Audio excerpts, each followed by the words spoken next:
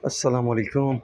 दोस्तों, गंदम के हवाले से अपडेट देता चलूँ कि गंदम मार्केट तेज़ी में जाने के बाद दोबारा जो है मंदी के रुझान में चली गई है। आज के ताज़ा तरीन रेट्स जो हैं आप सबके साथ शेयर करने वाला हूँ इस वीडियो में। दोस्तों, गंदम आज इस्लामाबाद और वाकेंट की बात की जाए तो इस्लामाबाद में 2400 से 2415, वाकेंट में 2425 से 2435 रुपये, जबकि रहीम खान में 2375 रुपये, लाहौर में 2350 रुपये।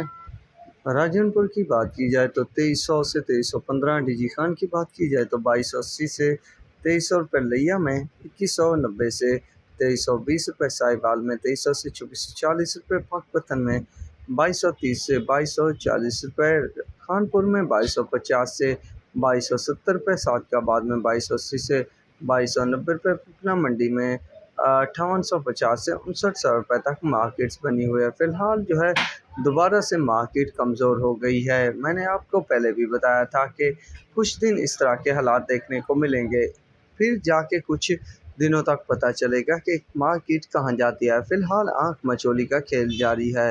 आज की ये अपडेट है, अब तक के लिए इतना ही काफ़ी है। अल्लाह हाफ़िज़।